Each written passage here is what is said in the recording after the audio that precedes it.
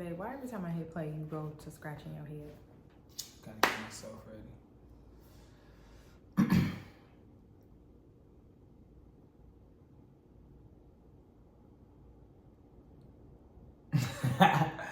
Hey, somebody. What up, though? Somebody, what's going on? Hey, brothers and sisters. We are back. Welcome to With Jazz and RJ. I'm Jazz and it's my husband, RJ. Y'all know who I am.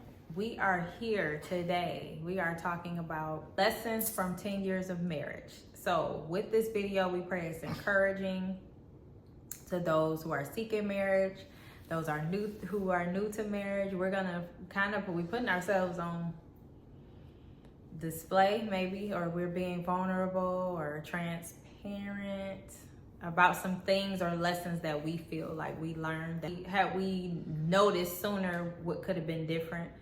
And this is to, like I say, help someone, encourage those who are new to marriage or seeking marriage to not do what we did.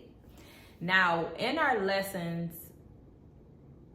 I wouldn't say the lessons that I have is something that I'm like resenting or feel like beating myself up about, because I feel we know that everything is learning, growing,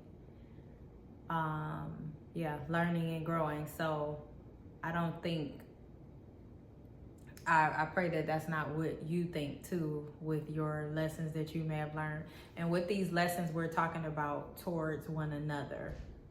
Marriage in general, but our marriage specifically, and towards one another. Like what I could have did different towards my husband, or, things like that. For the most part, that's what I know. So we're gonna share and let this be encouraging to you. Let this be inspiring to you. And here we go. So you want to start or me? Yeah, I'll start. So, just as I'm gonna start by how I was taught and how I was raised.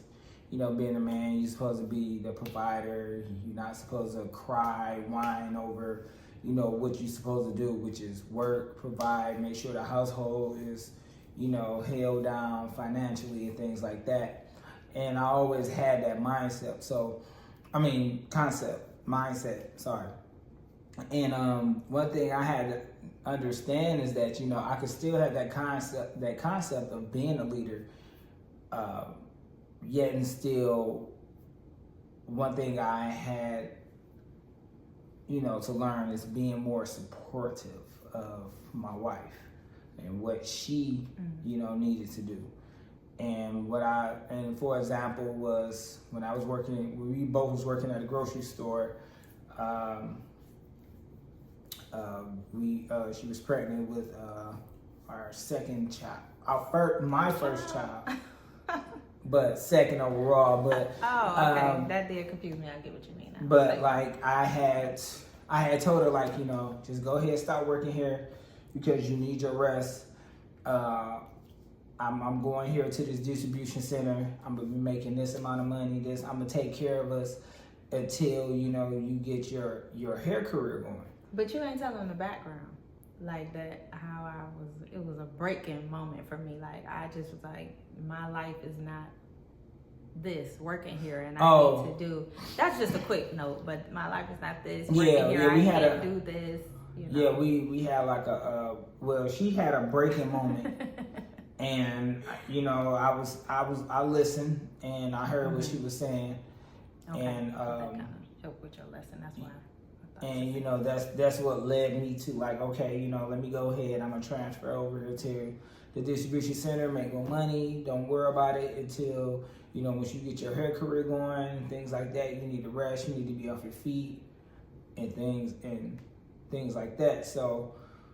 When her hair career started, I wasn't really supportive. I was in straight up man support mode, support the household mode, everybody in the house, and it wasn't single. And when I mean everybody, I mean it was a lot of folks in the house, whatever. But what he mean is at that time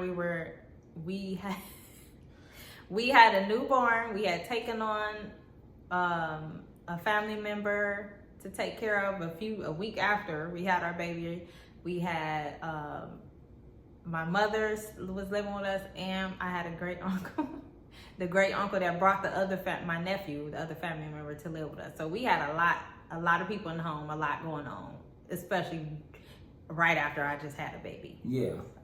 So you know, I was still like, you know, working overtime, working long hours, you know, in a day, working on my off day, or probably only having like maybe one off day, maybe. And, you know, my wife, she was doing hair out the house, you know, and she had this thing where she said like, okay, babe, you know, I'm gonna be going in with this hair business, you know, with my hair business, so I'm gonna be going in for like, you know, 6 months straight.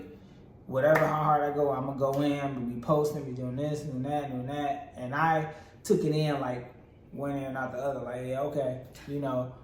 And she was like, okay, so that means like, you know, our quality time is not gonna be like, you know, like to where we have it or whatever. And I was like, it's already not like that, because we got so many people in the house, you know. But I didn't hear what she was saying. And then like I wasn't supportive of what she needed. And I mean, so far as like if she needed like hair products and stuff like that, I wasn't A like, listening whatever. ear. I wasn't none of that. listening. Yeah. If she needed like something to go towards her business, a hydrator or hair color, whatever she needed, or she want to learn, take a coloring class or whatever, I wasn't hearing it. Like I wasn't supportive. And then what really made it click was when you had two people like, why are you doing this? Matter of fact, when you had the mother and the uncle say, she don't need to be doing all this. Why is she doing all this? Why is she and when I heard that, I stopped, and that's when that protective mode came in. It was like, I heard that. So it was like, that's when that protective mode came in, like, nah, y'all can't be talking about my wife like that. And then I stepped in and I said, well, she's doing this because she's going in with her career. This is what she want to do. This is what she's going to need to do. And that's when, and as soon as I said it, we need to be more supportive. And then that's when it was pretty much, I was talking to me. It So was on you, 'cause you might that's when everything changed for me. And, Dang. you know, I was there. Hair products, you need a hydrator, or hey, I was pretty much setting everything up for the, you know, to put stuff up in her salon and stuff like that, and you know, and just like, huh, here, you know, huh, take this money or whatever, and I mean, like that's what she needed. And honestly, like when I did it, it wasn't no throwback in her face and nothing like that. It was just showing like, you know, I see you, I understand what you're doing. I apologize for not being there in the beginning. I'm going to make up for that, and I'm here now. And that's one of the things is like being more supportive. Another thing No, I'm going. We switching back and forth. Oh, okay, go ahead. Yeah. Okay, that was good. Because some of that I didn't know. I could feel some things, but some stuff I didn't know. So that's good to know. The realization in that. So one lesson that I would say I wish I wasn't so resistant to, and at the same time I didn't realize I was being resistant. I was just being me, or just doing. I didn't realize I was being resistant. I would say trusting. Now, I'm not saying I didn't trust my husband, because if I didn't trust him, I wouldn't be with him. Like, I'm one of those people. So what I mean by trust is trusting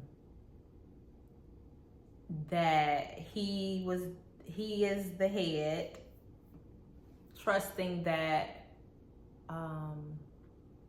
like if we were to fall, if everything were to crumble, he could pick us back up. Like and then too, trusting that it wouldn't even get to that point. Like, I had something going on with me that I felt like, and it was obviously from past traumas and all that. That's what God showed me, revealed to me. But I had this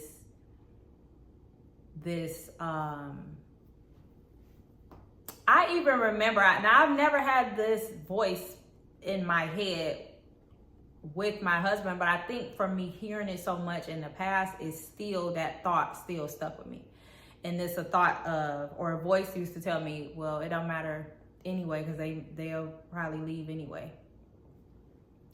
That came from trauma, from being abandoned and rejected as a child from my father. That's where that came from. So even with friendships, this is something God showed me some time ago. Even with friendships in my life and things like that, I always had this thought of, regardless of who was in my life, it was if they left or just picked up and walked away one day, it would be neither here nor there for me. I would just be like, oh, well, I mean, they gone. Or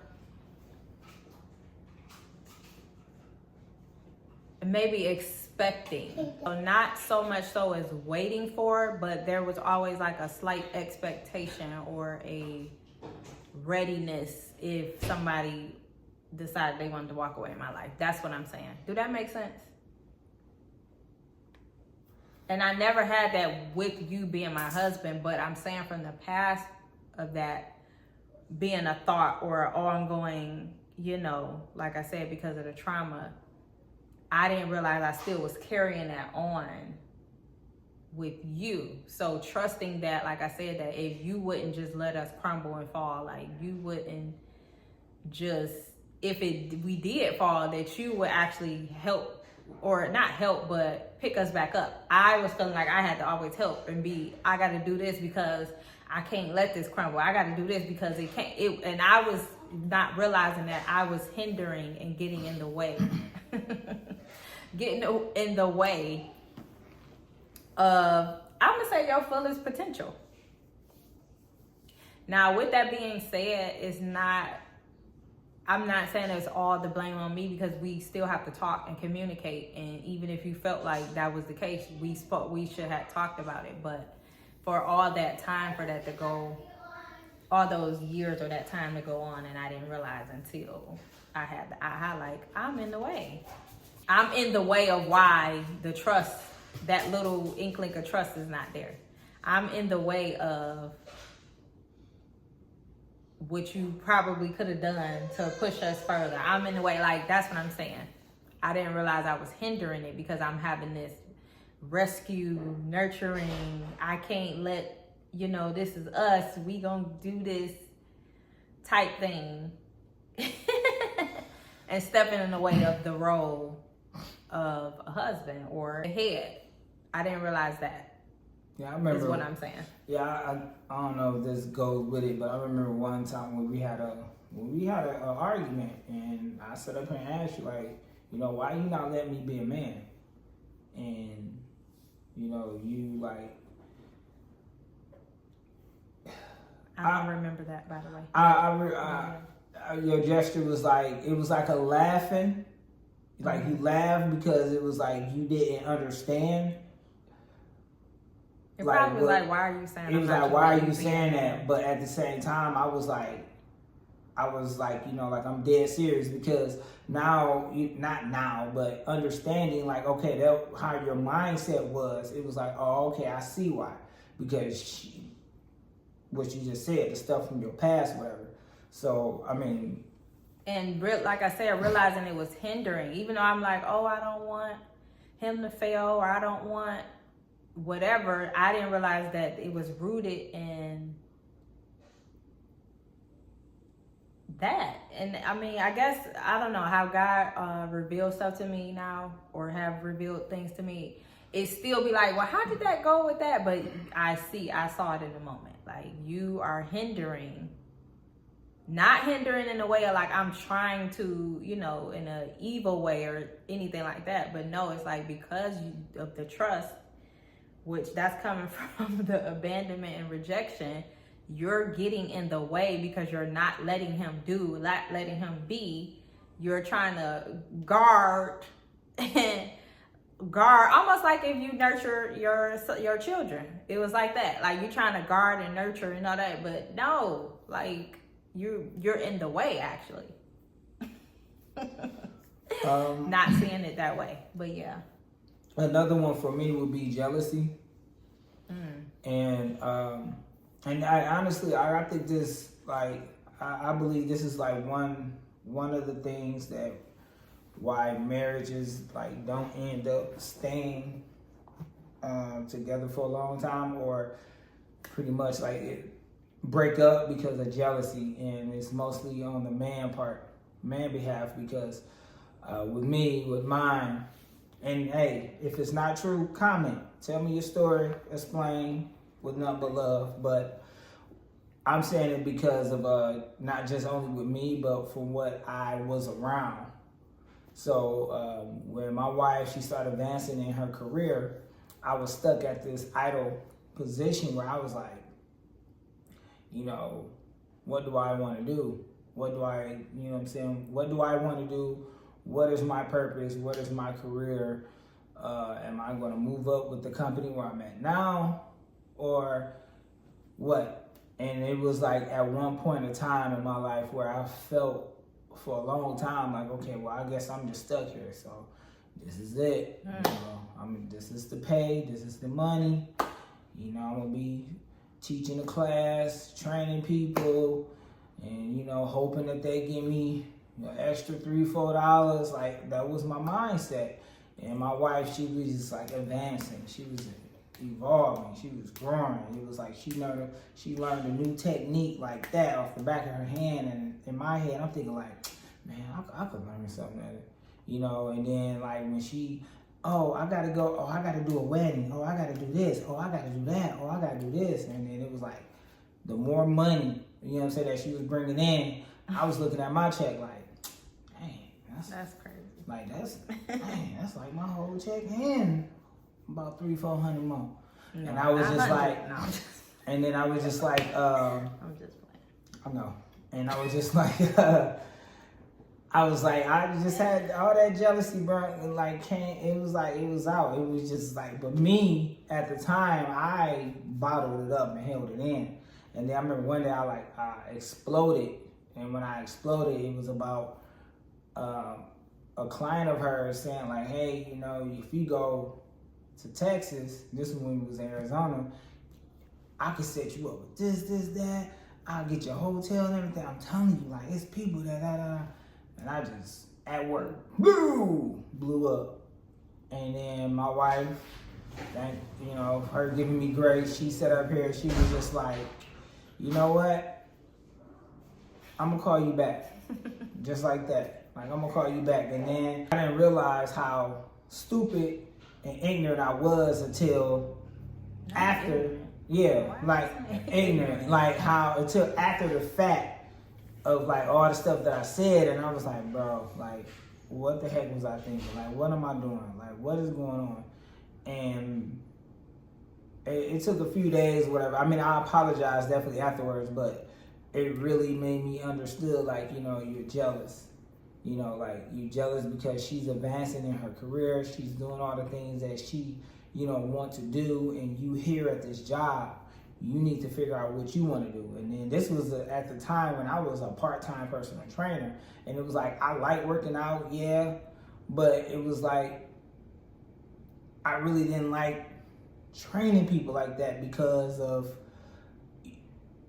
I felt like I can do more than just physically help somebody, you know. So yeah, that was bad.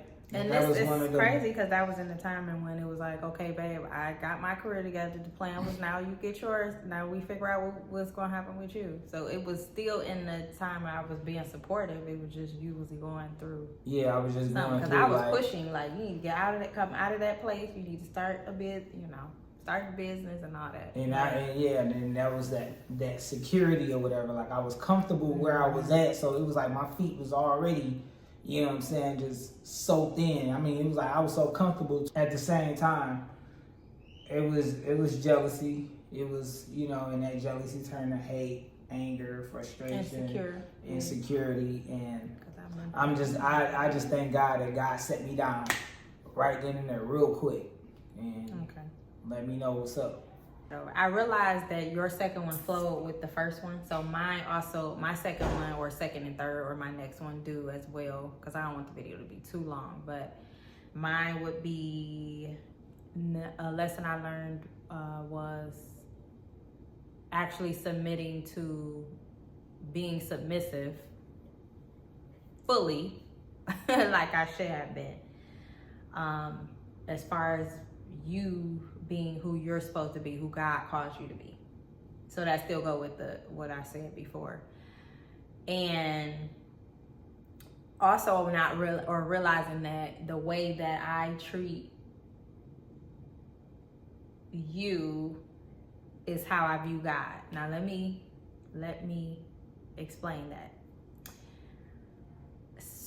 A lot of times when people say God is not a man, stop treating him like a man, we go into relationship with God or seeking God and we think that we could treat him like people, or we think we treat him like our parents, or we view him as what our parents did to us, like the trauma part, or just a parent period, let's say that. So I feel like that go for all areas, friendship too. Realizing how I treat you should be how it is as I am, as it is unto God or to Jesus. So it goes with like the scripture when it say when you work heartily as if you working for God, no matter what you're doing. So it's the same thing. Like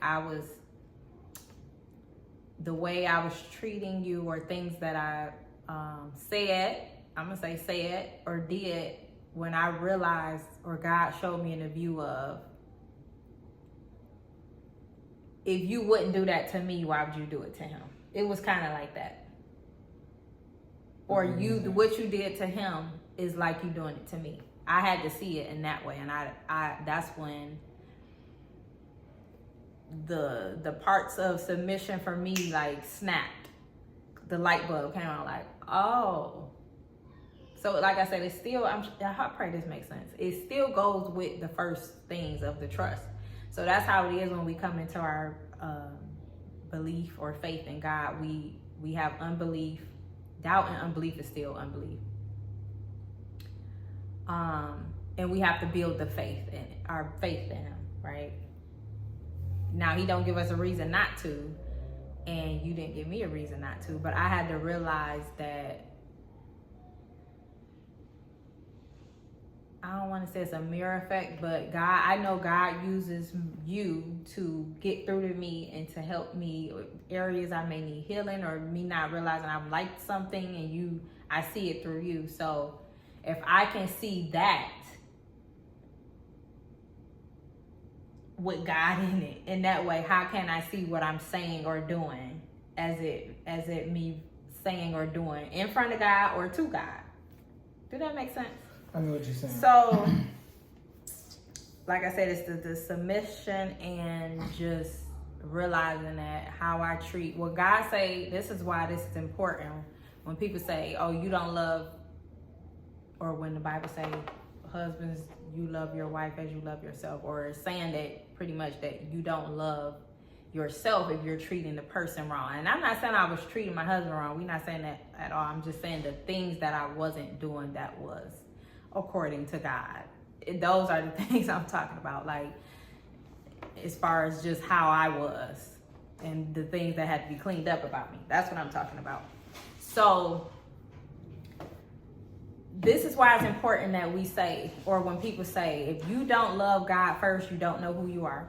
Where we don't know who we are until we love God first. So we submit to God, love God first. Then from there, we learn what love is, and we learn to love ourselves. From that, we are able to love our neighbors as we love ourselves, because now we know what true love, actual love is. The love God talking about is. The love he's commanding us to have for one another is. So without going through that fully and going off of what we feel like love is, or what I feel like love is, or what I want love to be, because that's how we are. We are selfish people. Mm-hmm. We are self-willed. And if you don't die to that completely, because that's what I'm saying, it was things I hadn't died to from self, and it comes with healing. If you didn't heal trauma, things like that, once I died to that part or submitted it to God, that's when I was able to see clear, like, again, oh, you getting in the way, you hindering, oh, you wasn't fully submitted, oh, you are not,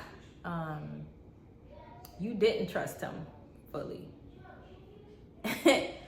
And that's a huge lesson in all of those things, because like I said, it all came down to the root of the same thing,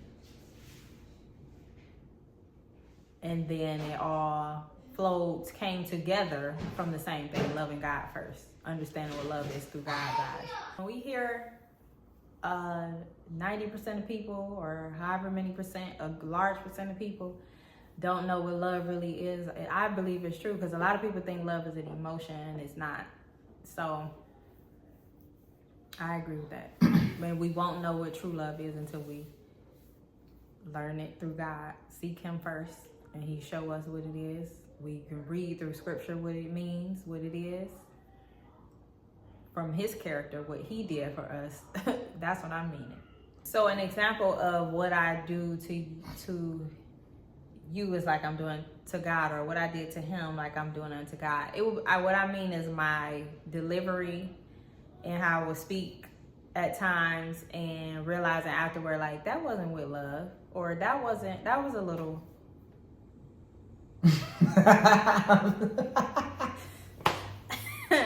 like, that was a little harsh. And I remember I remember hearing, would you talk to me like that? So that's when I realized, like, well, no. No. It made me realize, like, that I just needed to work on my mouth, or the reasoning why I'm jumpy with certain things, or when it's time to answer and think. I had to see that was an issue and work on that, is what I mean.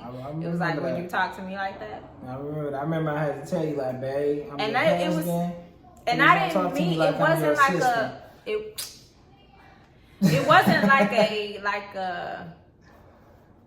I'm doing this and I'm gonna do it and this is just how I am. It wasn't that, and I knew I needed to work on that, but I just didn't know how. I'll call it your bossy mode, because it was like you were just in that mode, and then it was like when you said something to me or whatever, and I was just like, whoa. Yeah. I'm like, can you ask me differently? Like, what you mean? I'm like, because how you said it.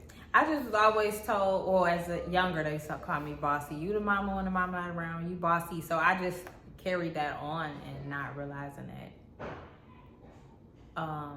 Yeah, you can't. If you always sounding like, or a lot of times sound like you a mama, trying to be the mama, or like bossy, that's not okay. So I learned to be maybe. And I feel like I do it still now. When I'm quiet, you may say and talk, and I just stay quiet and don't say nothing. And it's because I'm either not processing, but making sure I don't say or sound like I'm coming off a certain way. I even still, when we conversate now, I even have to say, babe, I'm not saying it like this, but this is what I'm actually saying. Even though my tone was like that, that's not how I mean it. And also having a conversation too about, babe, but this is how I talk. Like, I've been talking like this. Why all of a sudden is it like, oh, you need to work on that, or that's not okay? And it's like, but is that really what it is, or is it like offense? Like, so we've had conversations all like both ways around it, and it was like an agreement. Like, okay, let me work on it, and let me. Yeah, because one thing that I understood is that, you know, like I get where it stemmed from. I get that. And, you know, she told me stories and things like that. And me, I'm the type of person, like, when you tell me a story or whatever, and I'm listening, then we have another conversation again, and then it's a different story, but it's key points in that story that relate to the previous one. I'm like, oh, okay, I see why she's like this, whatever. I see why it is what it is. And one thing I could say that God blessed me with was patience, because like, you know, I mean, that's why when you be saying you don't have patience, I don't understand why you be saying yeah, that. I'm like, baby, I guess the reason why I say that because like I be in my head, but honestly, like when I look back, I'm like, man, I got patience. Like I got patience like crazy. And I was like, wow. And that was you know, that was like, you know, side note, something I prayed for, but it was like I already had it. We had conversations about it, and we would have to come up with, or we would have to sit down and see, was it really how I said you said? Was it really me? Was it like who gonna take the blame? Yeah, like was it really me and how I said it, or was it how you took it? Yeah, how you took it. Because this is how I talk. Yeah, and and you know that. So it would be. It came to like, what was you doing before that? You know what I'm saying? Like, was it something that you know that person said made you angry and you took? Yeah, that was good. There, when we start actually talking about it like that, because then we could see like, right. You know what? Because I ain't gonna lie, I start feeling away or feeling like, well, what's wrong with me all of a sudden? What am I doing wrong? Or how is my tone wrong all of a sudden? How is it me all of a sudden? And I've been like this all this time. Yeah, so then we start talking actually examining. Okay, is it really? And I would have to see in those times, like, it is me. It's definitely me. And then you would see in those times, like, it was me. Yeah, it was the way I took it. And that's good. And stuff like that. And then again, it's like, it's not to the point where now we like, I'm not saying this. We just like, we know. Mm-hmm. We know. That's why I said it's good we start doing that, because now we can see and scale back. Another thing that really helped, and that helped me out was growth. A lesson. There was a lesson. Understanding that, you know, when my wife grow, I grow. When I grow, my wife grow. And when we both grow, everybody in the house grow. And I mean spiritually. I mean biblically. I mean in God's will and God's way. And once you understand the covenant of marriage and understand that God created marriage, you start to understand what marriage means, what you are as a male, and what you are as a husband and wife, as a woman. Yeah, husband and wife, but I'm just saying it like that. But you understand what you guys are to each other and what you mean to God, and what marriage means, and is growth. Like, it's not a battle. It's not, oh, I'm better than you. Oh, I make more money than you. Oh, I drive a better car than you. Who support the kid. It's not a battle. We don't battle each other, because we battling spirit, like spirits. That's what we battle. Principality. Right. The darkness of this world. Right. That's why I got up out the way, and God has set me down, and get that jealous spirit up out of me. And and you already know what jealousy leads to, all other types of stuff. So once that jealous spirit got up out of me, it was like I understood, like, man, this is growth. And it was like, and I had a year set down. I had to sit down for a year. And my wife, she was working, and I was a stay-at-home dad, and I had to really get up out my way and understand, like, I was, my wife, she out here just boom, growing. She doing photo shoots, she doing websites, she doing this, she doing that. And I'm at home like, all right, y'all do your homework. All right, get this done.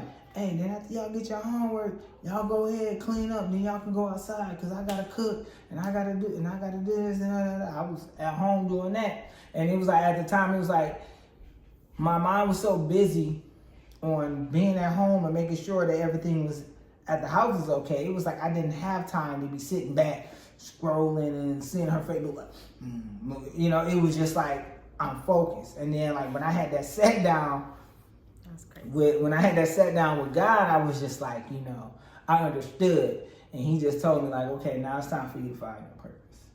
Now it's time for you to grow.